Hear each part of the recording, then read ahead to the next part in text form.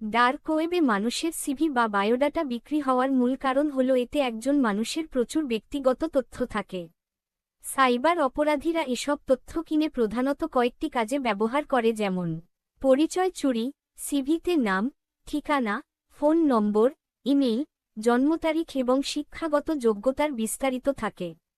অপরাধীরা এই তথ্য ব্যবহার করে ভুক্তভোগীর নামে ভুয়া অ্যাকাউন্ট খোলা, ক্রেডিট কার্ড বা ঋণের আবেদন করা অথবা অন্যান্য অপরাধমূলক কাজ চালায়। টার্গেটেড ফিশিং ও স্পাম, সিভির তথ্য দিয়ে অপরাধীরা অত্যন্ত নিখুঁত ও বিশ্বাসযোগ্য ফিশিং ইমেইল বা মেসেজ তৈরি করে।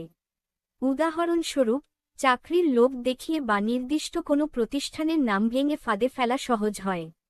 সিম সোয়াপিং, সিভিতে থাকা ফোন নম্বর এবং ব্যক্তিগত তথ্য ব্যবহার করে অপরাধীরা টেলিকম অপারেটরকে বিভ্রান্ত করে ভুক্তভোগীর সিম নিজের নামে তুলে নিতে পারে, যা দিয়ে ব্যাংক বা সোশ্যাল মিডিয়ার ওটিপি চুরি করা হয়।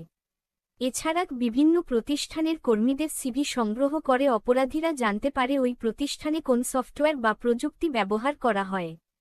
এটি ব্যবহার করে পরবর্তীতে ওই প্রতিষ্ঠানে সাইবার হামলা বা ডাটা ব্রিচ চালানো হয়। অনেক সময় অপরাধীরা এই তথ্য দিয়ে মানুষের ক্ষতি করার জন্য হুমকি দেয় বা অবৈধ কাজে ব্যবহার করে। ডার্ক ওয়েবে মানুষ